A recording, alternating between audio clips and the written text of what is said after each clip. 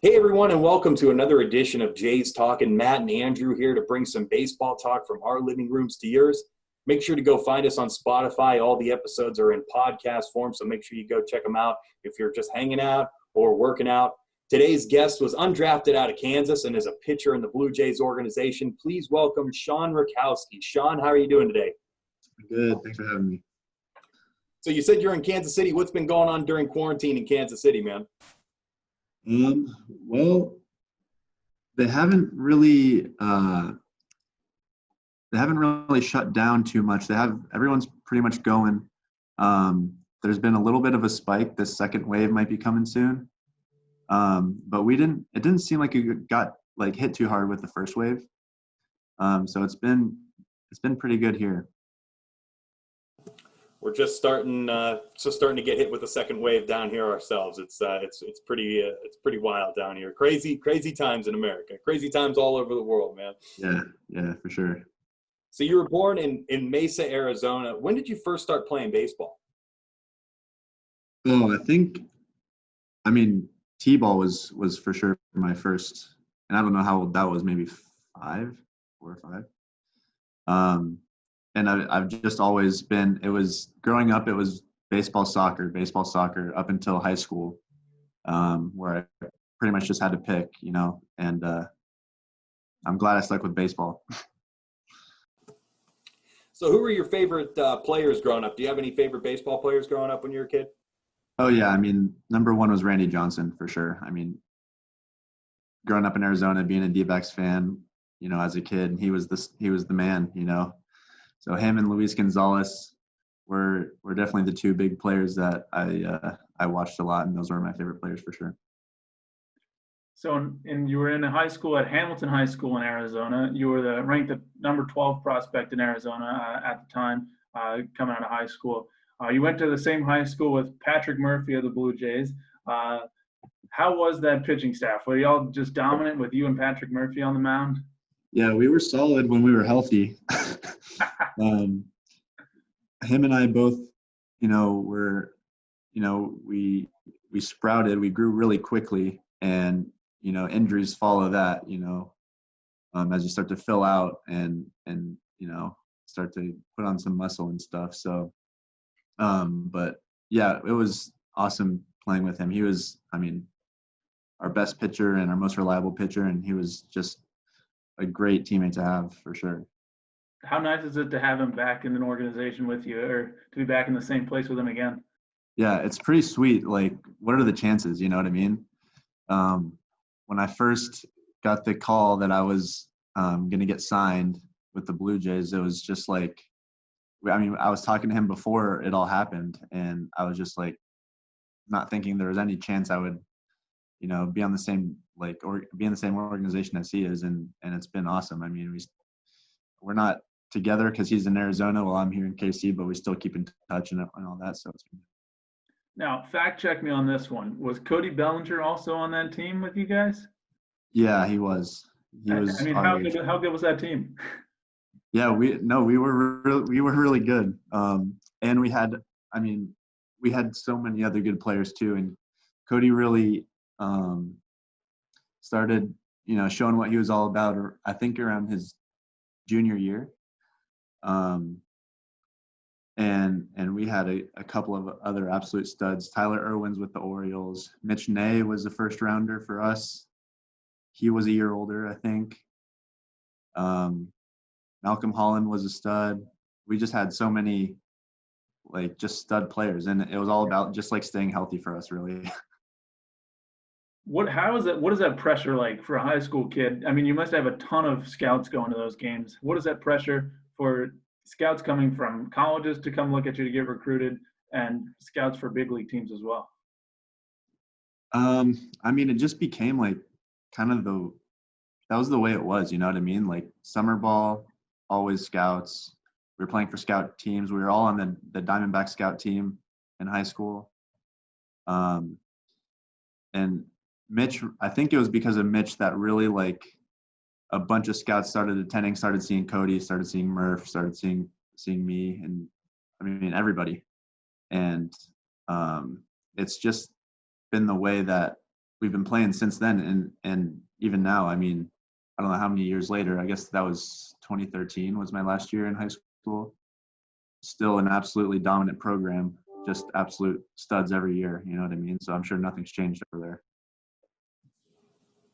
So you guys had an awesome team in high school. What ultimately made you decide to go to Kansas? I had never even heard of the school. Like, I was never really into basketball that much, even though I'm 6'7". And they reached out. We started talking, and I went on an official visit there, and I was just like, this is the place for me for sure. So your freshman year, you made your debut against Iowa. What were your nerves like in your first NCAA appearance? Yeah, I was pretty nervous because we had such a solid senior, like older pitching staff. I really only got, I think, one or two opportunities to even pitch, and I know we were considering just like redshirting me. And it was like super nerve-wracking, but it was one of those games where we were either up or down like 10. And they just kind of threw me in there. They're like, well, we may as well get some work in now. So, but yeah, it was super nerve-wracking, and to come out of that definitely helped me, like, not showing up every day wondering if I'm going to be like, oh my God, I don't know if I'm going to pitch today. Like, if I pitch, I have to do well because I haven't pitched at all. You know what I mean? So. And then your freshman year, you guys made it into the NCAA tournament for the first time since 2009. How much did you guys learn in that experience, finally making it into the tournament as a freshman? Yeah, well, because I didn't really play that much, I could sit back and see, I mean, how we operated as a team and what we needed to do to have success. You know what I mean? So that was the biggest thing for me getting to that point freshman year. I'm thinking, okay, I know what we need to do to get back here. I need to, hold myself accountable and like start trying to be a leader for the team, and go from there, basically. Big 12 baseball was stacked with familiar faces and great athletes. Who are some of your toughest opponents you had to face in your college career? Well, just in the Big 12, like every team, like their 3 and 4 hole hitters are just absolute like stud first rounders. Man, Texas Tech was the team. I just felt like I couldn't get, I can't remember his name. He was their 3-hole hitter, or maybe 4-hole. He was one hitter. When he walked up, I was just like, I don't know how I'm going to get this kid out. Like, he hits everything. He's ready for every single pitch. And turns out he was the first rounder. So You had a hard major in college. You are a mechanical engineering major. Do you see yourself having a future in mechanical engineering if the baseball thing doesn't work out? yeah, I mean, sure. I mean, I'm hoping the baseball thing kind of works out for the next 5-10 years, as anybody would. But and the engineering side of things, like I've always been, that's just kind of who I am, just super interested in that kind of field. And my dad's been a project manager for some, engineering firms, and it's just, I've always been good at math. So it's always seemed like that, the right fit for me. And it was like super challenging. I mean, it is impossible to actually schedule around baseball. There are going to be things like conflicts, and you just have to do what you can. What's your favorite college baseball memory that you have?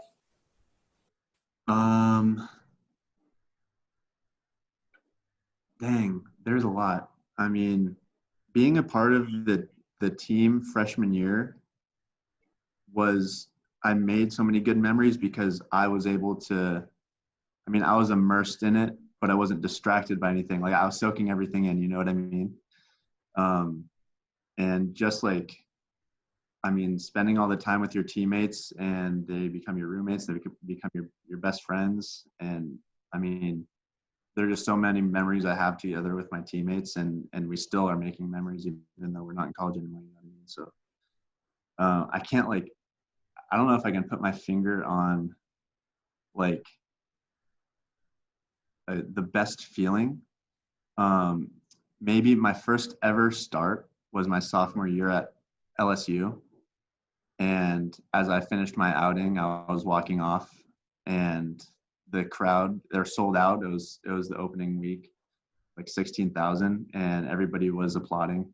And it was just like the best feeling, you know what I mean? To get it from the KU fans that traveled and all the LSU fans was just like incredible. How tough was that decision for you after your college career ended to decide to get the surgery instead of signing somewhere? Yeah, well, I mean, it really wasn't. It was my decision, but it wasn't. The initial kind of agreement was that I would sign and I would just grind out short season and then get the surgery in the off season. And so when I showed up, I'm so thankful that the Blue Jays decided, you know what, let's not make you do this. Go and get the surgery with Kansas, and then come back next year. We'll sign you, and you'll start your career. And I'm so thankful that that's the way it went, honestly. When you go undrafted, what are some extra steps you have to take to get to where you want to be? Well, I mean, it's different for everybody. The biggest thing for me is just to understand that a lot of things happen in the minor leagues that just aren't fair or don't make sense, and you just have to be okay with it. Nothing I can do, all I can do is just keep throwing the ball where I want and how I want, and the rest is going to happen the way it's going to happen. So that's definitely been my mindset this whole time, because you realize there's just so much out of your control, and there's so much work that, the front office and the coaches, the coaching staff, they're all doing, and you can really just control what you can control. And when you start worrying about the stuff that you can't control, the things you can control just become a lot harder. To seeing a guy, Jackson Reese also went undrafted, to seeing the season that he had last year, does that kind of give you like, I went undrafted, I can do that too? Like, I know what I can do as well? Oh, yeah. I mean, it's funny, like, for people to assign value to a player based on their draft status, when you look at us all as a team and you're like, we're all awesome players. You know what I mean? I can't tell who got drafted when. I can't tell how much money somebody has. Everybody there deserves to be there, and everybody's proved that, for the most part, proved themselves. So, I mean, it's definitely different being an undrafted free agent, but at the end of the day, we're all professional baseball players, and we're all trying to do the same job we've been doing since we were little. You know what I mean? Your first year, you were a postseason All-Star over in Bluefield. When we talked to other guys about it, they talked about how Bluefield, you're like, it's just baseball. You're there and you're just playing baseball. What's that experience like playing in Bluefield for your first professional season?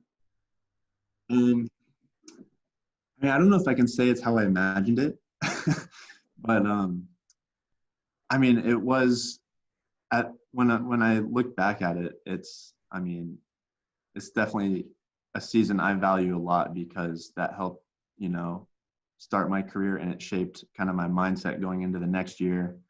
And all the guys that I met,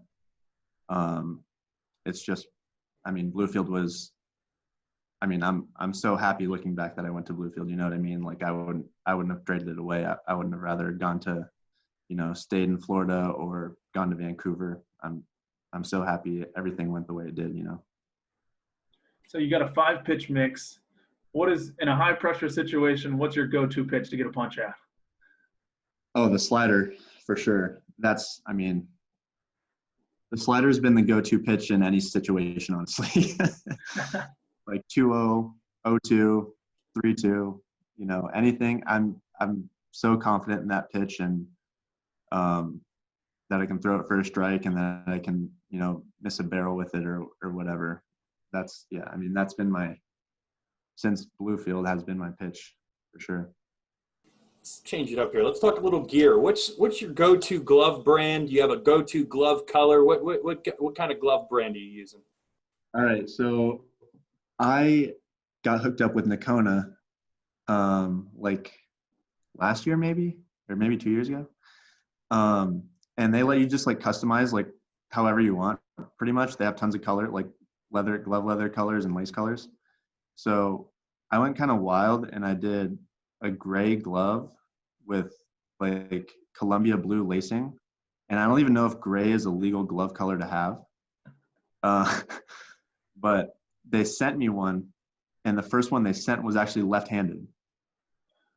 And I gave it to Marcus Reyes, and it has my name on it, like stitched in. So he's got my lefty version glove, and then I have the same righty version glove that they sent me after. And I'm pretty sure, like, the more I like am on, like, see Nakona posting and see other guys posting their gloves, I keep seeing gray gloves, and I'm pretty sure like I started that, like the gray glove trend. You did now. Yeah. A lot of good ping pong players in the Dunedin Blue Jays clubhouse this past year. Do you consider yourself the best? Yeah, I'm without a doubt the best.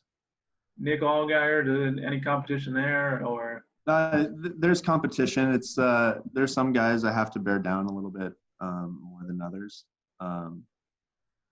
but for the most part, there hasn't really been a close match as far as skill level. So,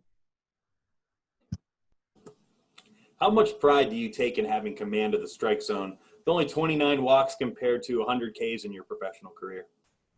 I mean, that's always been something I've really, really worked on. I struggled with a lot growing up.